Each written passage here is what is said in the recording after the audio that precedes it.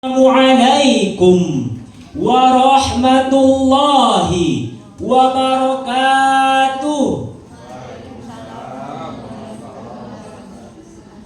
Alhamdulillahilladzi arsala rasulahu bil huda wa dinil haqq liyuzhiru 'ala ad-dini kullihi walau karihal kafirun. Asyhadu an la ilaha illallah wa asyhadu anna Muhammadar Rasulullah. Pertama-tama, marilah kita panjatkan puji dan syukur kita atas kehadirat Allah Subhanahu wa ta'ala, karena telah melimpahkan rahmat serta nikmatnya kepada kita semua, sehingga kita bisa hadir di acara lomba yang kita cintai ini. Salawat beriringan salam tidak lupa pula kita hadiahkan buat junjungan Nabi besar kita, yakni Nabi Muhammad sallallahu alaihi wasallam, dengan hantaran kata Allahumma salli ala Muhammad wa ala ali Muhammad. Yang saya hormati dan yang saya muliakan Dewan Juri pada acara lomba hari ini, yang saya hormati Bapak Ibu jamaah hadirin hadirat yang dirahmati oleh Allah.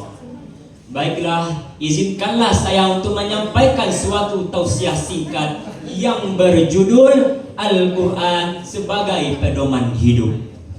Al-Quran adalah kitab suci yang terakhir dan tersempurna, diwahyukan oleh Allah Subhanahu wa ta'ala kepada Nabi Muhammad sallallahu alaihi wasallam sebagai petunjuk untuk keselamatan hidup umat manusia, baik di dunia maupun di akhirat.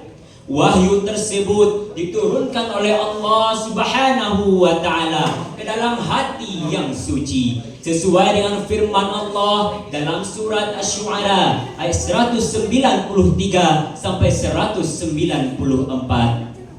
Bismillahirrahmanirrahim. Nazala bihir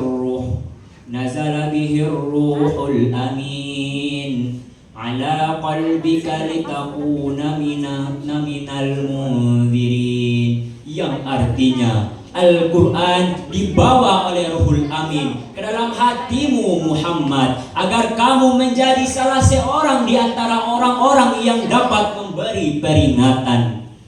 Ayat ini memberikan makna dan arti bahwasanya hubungan antara Allah dan manusia adalah melalui hati yang suci dan juga bersih. Dan dari hati inilah orang-orang dapat memberikan peringatan kepada orang lain tersebut. Bapak Ibu hadirin yang berbahagia, Al-Quran adalah kitab suci yang paling belakangan diturunkan, dan tidak ada satupun kitab suci yang paling berpengaruh dan sangat terkenal di umat manusia saat ini kecuali kitab suci Al-Quran. Sebagai seorang muslim, pemahaman terhadap Al-Quran merupakan suatu bentuk kebutuhan yang mendesak untuk membimbing kita menuju jalan yang lebih cerah.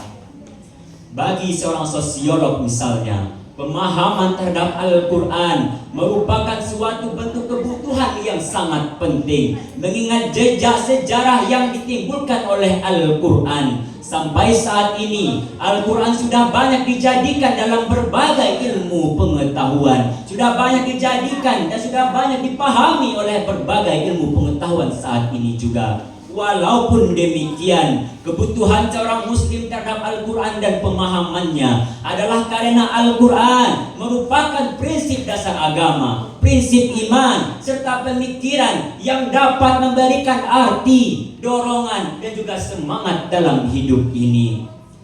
Maka dari itu, mari kita jadikan Al-Quran sebagai pedoman dalam hidup kita sehari-hari, karena Al-Quran menjadikan kita menjadi umat yang lebih bagus di hari ini. Dan juga ini bermakna Al-Quran benar-benar memberi petunjuk kepada kita semua hingga saat sekarang ini. Jadi sebagai seorang muslim, kita sudah seharusnya menjadikan Al-Quran sebagai kebutuhan yang sangat mendesak untuk saat ini juga. Al-Quran hanya akan menjadi mainan saja jika tidak diterima dengan hati yang suci. Yaquluna bi afwahihim ma laysa fi qulubihim, yang artinya mereka mengatakan dengan bibir apa yang tiada dalam hati mereka. Quran surah Al-Imran ayat 167. Jadi Al-Quran itu dapat memberikan petunjuk kepada kita, tetapi jika kita tidak menerimanya dengan hati yang suci, maka petunjuk itu akan hilang.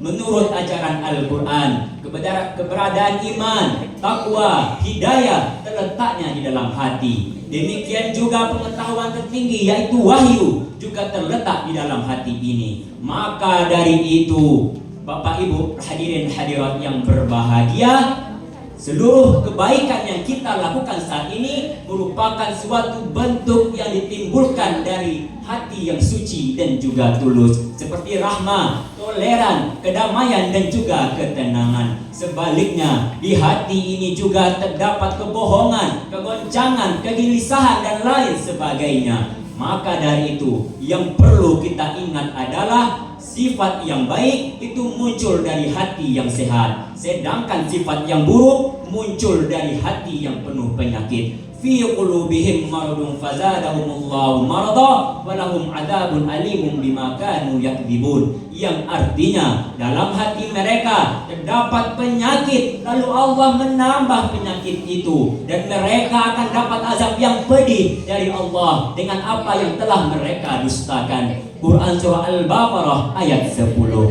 Maka dari itu seluruh sifat tercela tadinya